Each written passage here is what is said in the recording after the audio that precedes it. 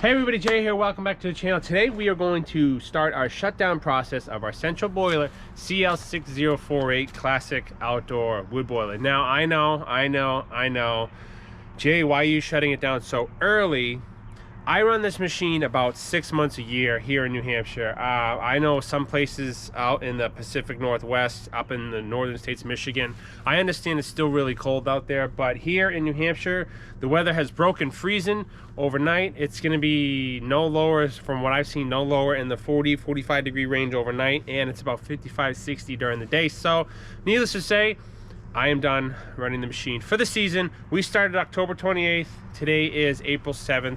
So we're just shy of 6 months. It's been a long 6 months. It's been fun. We've done a ton of videos, but we're going to start the shutdown sequence. So let's roll right into it.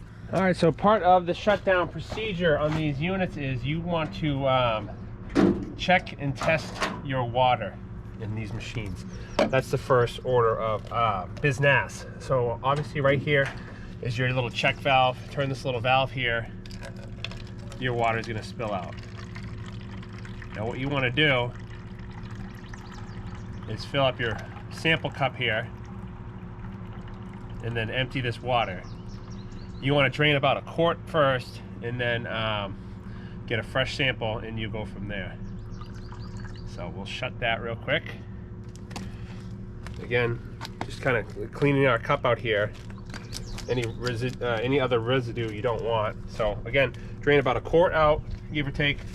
Now we got a fresh sample. Now that we've drained about a quart out, we can also start putting some fresh water in here from the machine to test with all of our test kits. You still want to do this while the machine is running and circulating, because that's going to give you your most accurate reading.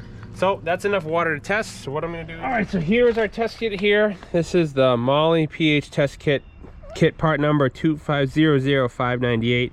Treat system with Molly Armor 350 to a minimum of 350 parts per million. So let's go ahead and test our instructions here. Dip test strip and remove after 1 second. Shake it off. Shake off the excess liquid. Compare to color chart within 10 seconds. Here is our color chart here. We're gonna do exactly what it says here.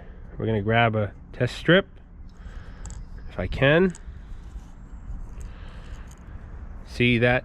Do not obviously touch that little felt pad on the end. That's your tester. So again, just to reiterate what the directions say, dip test strip in and remove after 1 second. Shake off the excess liquid and compare to chart. So 1 Mississippi. Let's go ahead and hopefully you can see. Compare. We are right at the 300 to the 350 range. With the Molly Armor, I believe, don't quote me on this, but you can't over treat. So it's better to be on the higher side than on the low. So we are just at about the 300, 350 parts per million, which is right around where we should be. So let's go ahead and do our other test, and we should be able to put a wrap on this. So now we're going to do our second pH test. This is also came in the kit. So pH 1 through 12.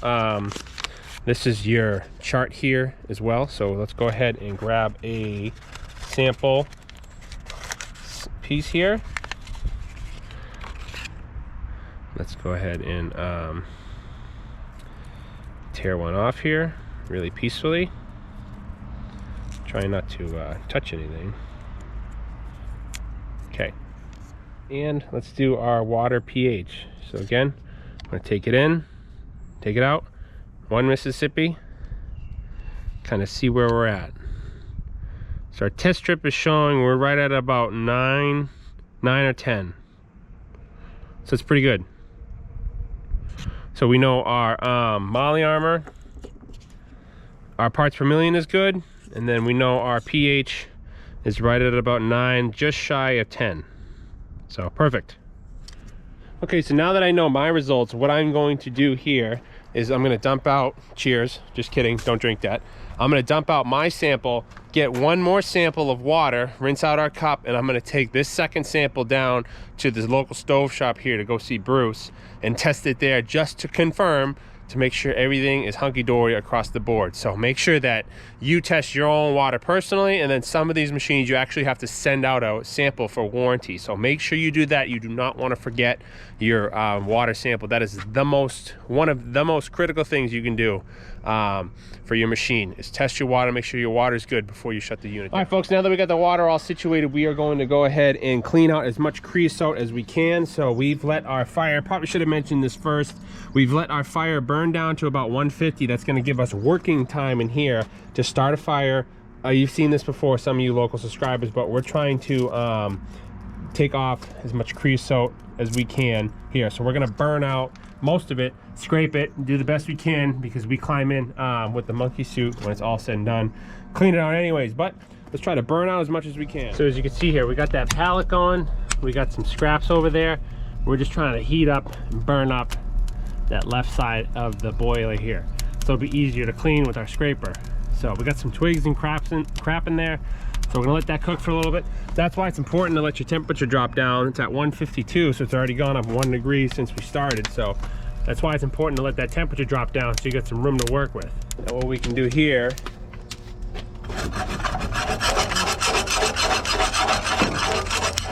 take our scraper, scrape off as much of that crap as we can. So right now I'm gonna go above the pallet first.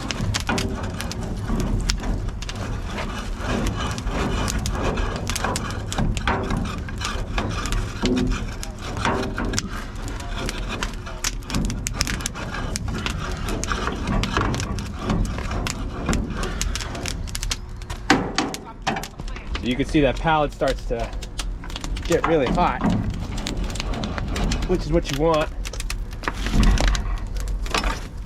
Kind of moving the pallet around as I deem fit. Now we're working our way towards the back of the machine, try to burn out a lot of that crap. All right, so that's getting pretty hot. So I'm actually gonna shut the door. We shut the switch off real quick. Machine's off, the damper's closed. We're gonna let that fire calm down a second, because that pallet's getting out of hand.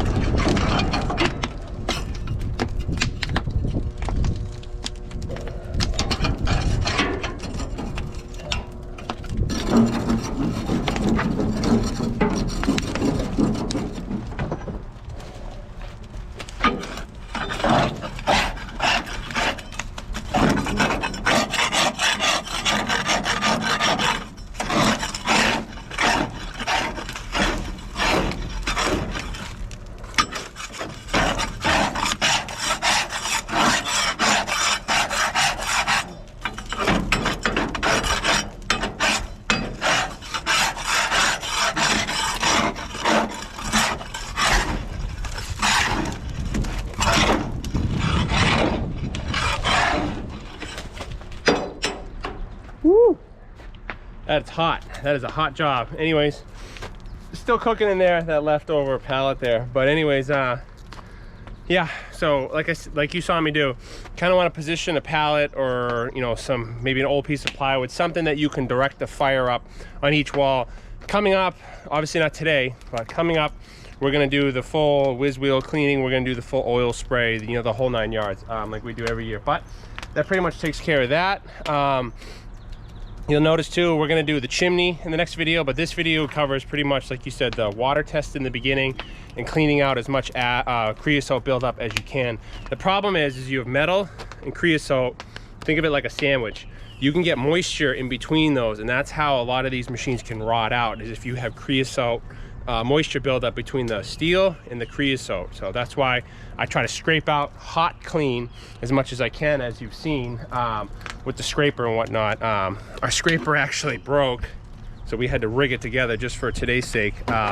Obviously we'll re-weld the metal pole I used to have, but temporarily that'll get us by. So what I'm gonna do now is I'm gonna let that fizzle out, let that cool down, and then we'll do full ash clean out, and then we'll turn the pumps off. So we'll probably make that into a separate video. So again, this is part 1. We covered water and creosote clean out. Part 2 is going to be ash clean out, and we'll probably do the chimney in that second video. So anyways, appreciate you guys watching. Stay tuned for the rest of the series. I'm going to try to make these in short little series, part 1, 2, and probably 3 parts, I'd say is enough. So that takes care of part 1. So thank you guys for watching. Let me know what you think. We're going to let this machine cool down. And then we're going to jump right into part 2. So I will put a link when it's up, part 2, right here. So make sure you go ahead and click on that and follow the series along. So we'll see you guys over there. Thanks for watching.